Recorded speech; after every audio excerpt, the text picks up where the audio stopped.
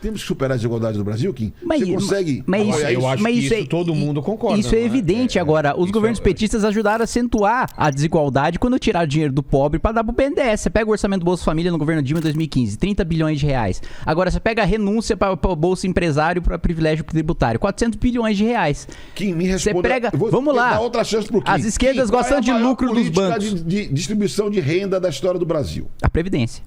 Qual foi? A Previdência. Quais são as propostas? Quais foram as iniciativas que produziram isso? A Previdência Social? Sim, mas tem vários programas de Previdência Social. Tem vários. O BPC. Por exemplo. Quem fortaleceu o BPC? Quem fortaleceu o BPC? O BPC expandiu é o benefício por prestação continuada, né? Geralmente é um auxílio para um sujeito que não tem mais capacidade de trabalhar. Abaixo da linha de pobreza, mais abaixo da linha de pobreza, que tem alguma deficiência. A maior expansão do BPC foi feita no governo Lula. Muito menos do que foi feito. É o maior programa de transferência de renda da história do Brasil. Foi feito pelo presidente...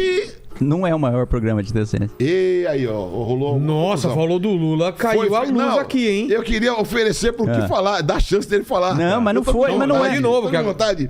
Entendeu? Bolsa Família, o maior programa de transferência de renda pro povo, feito pelo presidente... Não é o maior programa de transferência de renda, Orlando. Tudo bem. A valorização do salário mínimo. A política de valorização do salário mínimo. Aumenta a informalidade. Mas tá errado por quê? O povo Porque aumenta a informalidade. Digno. Para, cara. O povo não tá ganhando salário digno, é o contrário. Ele tá custando demais pra ser contratado formalmente. Bolsonaro acabou com a política. E tá sendo obrigado a vender água na rua. Bolsonaro acabou com a política, por isso tá tudo arrebentado. Não, mas na época do governo Lula você tinha 40 milhões de informais também. Foi a maior taxa de formalização da história. Você tinha 40 milhões de informais também. Foi a menor taxa de informalidade da história. 40 milhões é alto, Orlando. Claro, mas foi a menor da história. 40 milhões é alto. Mas foi a menor da história. Você tem que olhar o que era antes. Era 60 milhões, que aí para 40 não vale nada. Não, claro que vai. Não, claro que vai. Imagina, eu vivi com 400 reais por mês, Orlando. Vivi com 400 reais por mês. Não fale dos outros sem conhecer essa história, Orlando Silva. Não fale dos outros sem conhecer. E mais do que isso. Qual era a política do Lula? E mais do que isso, de aumento real. Aumento real significa o quê? Para as pessoas acompanharem. Inflação mais um extra. Mais um ganho. Isso. Sabe por quê? Porque essa é uma forma de você criar condições para transferir riqueza. A massa salarial era maior no conjunto da riqueza do país. Mudou a política, diminuiu a massa salarial. Não é uma canetada do governo que aumenta salário, Orlando. Como? É atividade econômica. E qual foi a taxa de crescimento econômico no período do Lula? Com a China importando 120% de soja, qualquer governo teria crescido, Orlando. Por que o Brasil foi a sexta economia do mundo? Se todo mundo estava crescendo, o Brasil ia ficar indo. Porque o Brasil é agroexportador, né? A gente estava exportando commodity, minério de ferro. E só o Brasil produz? Foi o Lula que fez a gente explorar minério de ferro? A Argentina que é agroexportador. Foi o Lula que fez a gente explorar minério de ferro? A Argentina é agroexportador. Foi o Lula que fez a gente explorar soja? Olha, peraí. Não, peraí. Compara a nossa produção de soja e a nossa produção de minério de ferro com a produção do Chile. Ou com a produção da Argentina, Orlando. Não é comparação que se faz. No Brasil e na Argentina. Não é comparação. Presta atenção. A Argentina é o terceiro produtor do mundo, do lado do Paraguai.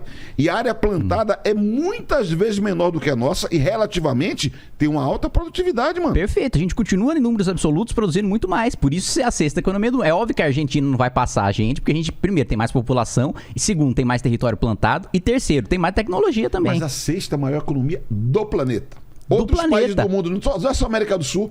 Cara, fala um campo pra você. Não tem problema. Fala outro país com a mesma população que seja agroexportador. Você reconhecer que o presidente Lula foi um extraordinário presidente da República para a economia e para combater a pobreza, não tem problema.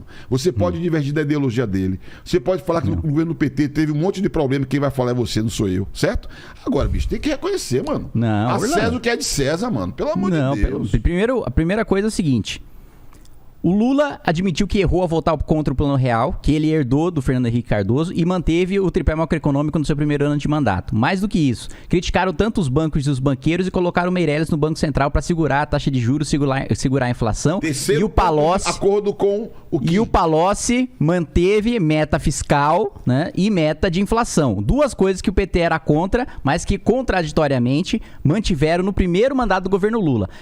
No momento que a Dilma abandonou a política do Plano Real, estouraram todas as contas e o país foi jogado na miséria. A gente perdeu os ganhos que a gente teve. E mais do que isso, cenário internacional, Orlando. Que a China faz a China crescer 10% ao ano de novo, que até o Bolsonaro é bom pra economia. Não, o Bolsonaro nunca será bom pra economia. A China crescendo 10% ao ano seria. Bolsonaro é um beócio, é um incapaz. Paulo Guedes é um imbecil. Não tem nenhuma orientação de política econômica efetiva. Eu concordo plenamente com você. Não tem mais.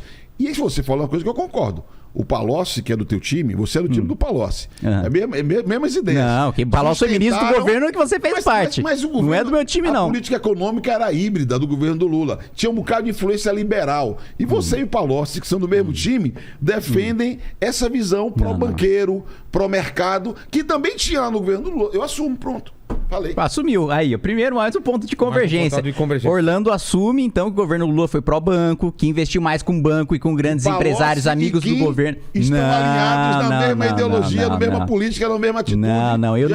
Não, nada disso. Eu nunca defendi política campeão nacional, eu nunca defendi expansão de 19% de aumento de gasto público e com 1% de investimento, infraestrutura destruída no governo Lula. Indústria, mais do que isso, indústria, o processo de desindustrialização gigantesco de 26% de representação do PIB para 13, para 10, para 11. Que ano era 26% mesmo? Que ano era 75. Ah, então você tem que dizer que vem de 75 a desindustrialização. Ou então você vai fazer uma fake news. Não. Começou no Lula, começou em 75. E ele catalisou. Se você observar os dados... E ele catalisou. O presidente Lula, a partir de investimentos em óleo e gás, retomou setores importantes, como o setor da indústria naval. Programas sociais como Minha Casa Minha Vida estimulou a indústria da construção civil. Então, ali nós vivemos um período, inclusive, que houve uma pequena melhora na industrialização do Brasil. Insuficiente. E, infelizmente, nós seguimos a desindustrialização, que é uma tendência e que um dia temos que enfrentar. E para enfrentar, tem que ter universidade, pesquisa e desenvolvimento, tecnologia, que a Universidade Brasileira produz e que não pode ser atacada como você faz querendo cobrar mensalidade. Você é aquele general de pijama, como é o nome dele? Que daquele de pijama. Seu parceiro ali, o general de pijama, como é o nome dele? Pô, fala aí. Que general de pijama? Não sei o que você tá falando. Que meu parceiro que ataca a universidade, quer cobrar mensalidade? Que parceiro que... Ah, o Peternelli? Pronto, chegamos. Por que general de pijama? Não é de pijama? Por que ele tá de pijama? Não é de pijama, pô, ele fica ali. Eu nunca vi ele de pijama, igual a você, eu já não sei.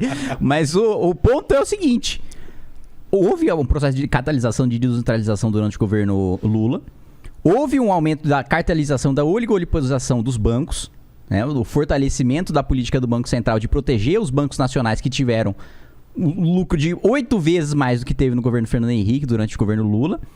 E você teve muito mais dinheiro gasto com privilégio tributário para grande empresário do que com política social para o mais pobre. E mais do que isso, você citou a parte de navio. Pô, você tinha cartel de navio sonda que cobrava 1% de propina. O óleo e gás. A gente não é capaz de refinar o nosso próprio petróleo do pré-sal porque não teve investimento em refinaria. Foi quebrada a Petrobras por causa do escândalo de corrupção. A gente não consegue refinar o nosso próprio petróleo e a gente depende do preço internacional.